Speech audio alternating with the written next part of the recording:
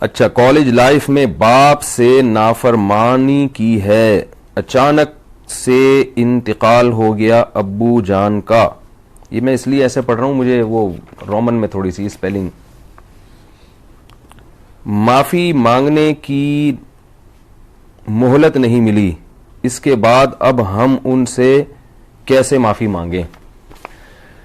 اچھا سوال ہے. والدین بعض دفعہ ان سے زیادتی ہو جاتی ہے اولاد سے ان کے حق میں، اور پھر وہ انتقال ہو جاتا ہے معذرت کی، تو وہ بڑا آسان حل اللہ کے نبی نے بتایا ہے کہ والدین کے لیے کثرت سے دعا مانگی جائے اور ان کے لیے ایصال ثواب کیا جائے.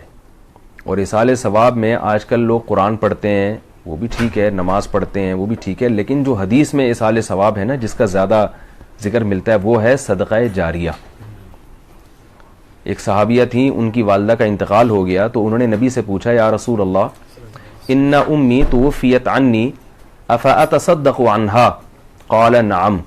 یا رسول اللہ میری والدہ کا انتقال ہو گیا، کیا میں ان کی طرف سے صدقہ خیرات کر سکتی ہوں؟ آپ نے فرمایا ہاں. تو سب سے بہترین صدقہ جاریہ کیا ہے؟ اپنے ماں باپ کی طرف سے صدقہ کیا جائے. یعنی ایصال ثواب کا سب سے بہترین طریقہ کیا ہے؟ بولے نا بھائی، آپ پیسے خرچ کیے جائیں.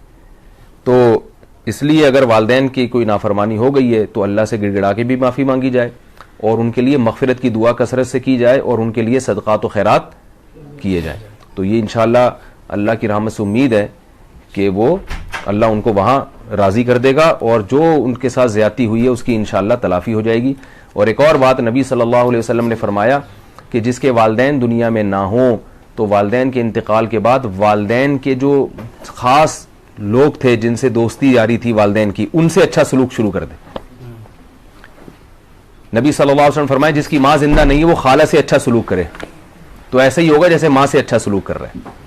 تو یہ باپ نہیں ہے تو چچا سے اچھا سلوک شروع کر دیں. سمجھ میں نہیں آ رہی؟ میرا خیال ہے آ رہی ہے. ابا نہیں ہے تو چچا تو ہے نا، ابا کے بھائی تو ہے نا، تو ابا کے بھائیوں سے اچھا سلوک کر دو. تو یہ بھی ایک کفارہ بن جائے گا اس کے لیے. ابا کے بھائی بھی نہیں ہے تو ابا کے دوستوں سے اچھا سلوک کر دیں، ابا کی بہنوں سے پھپھیوں سے اچھا سلوک کر دیں اپنی.